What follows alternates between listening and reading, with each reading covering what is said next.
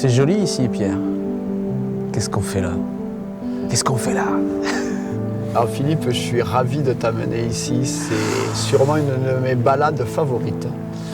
Et quand je viens dans ces merveilleuses calanques de Marseille, et celle-ci c'est la calanque de Sormiou, je ne viens pas me balader seulement, je viens peut-être me reconnecter à moi.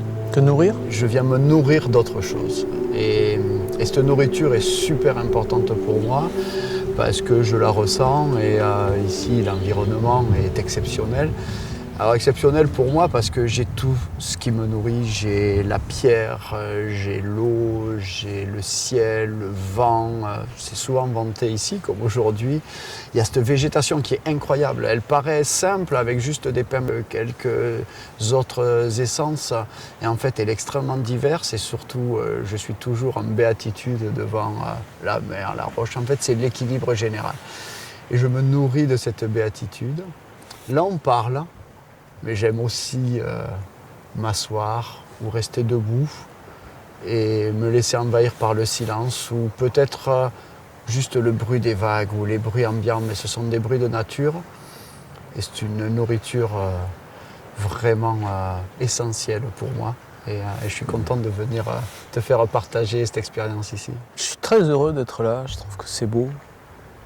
J'aime écouter le bruit des vagues et prendre le temps de me poser ici.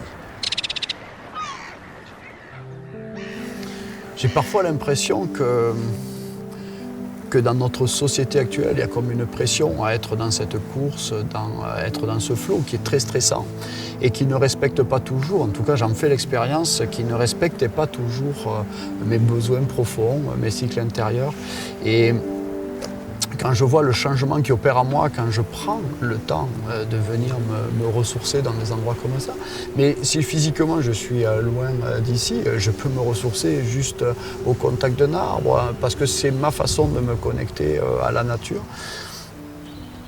Sortir à un moment donné de cette course effrénée permet de retrouver nos besoins fondamentaux. On les a tous, on les porte. Je crois qu'il n'y a rien à apprendre, il y a juste à apprendre à se reconnecter. Pour moi, une des plus grandes sagesses que j'essaye de développer, je suis d'une culture scientifique, je suis d'une culture extrêmement cartésienne. Aujourd'hui, j'ai envie de voir les choses sous un angle radicalement opposé, c'est-à-dire ne plus essayer d'expliquer la nature et d'essayer d'expliquer ou de contrôler le corps humain, mais juste d'écouter. Et pour moi, c'est un changement profond de passer de j'explique et je contrôle à j'écoute ce que la nature a à m'apprendre. Et en ayant cette écoute-là, je me reconnecte finalement à des sagesses, je ne sais même pas comment on peut les qualifier, on va dire des sagesses ancestrales, tout en étant pleinement dans une vie moderne, dans le monde aujourd'hui du XXIe siècle.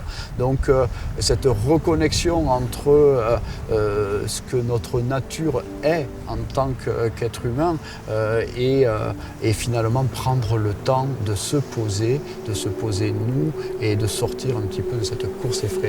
Oui, c'est sûrement la première nourriture et peut-être le premier pas qu'on devrait faire quand on parle d'alimentation.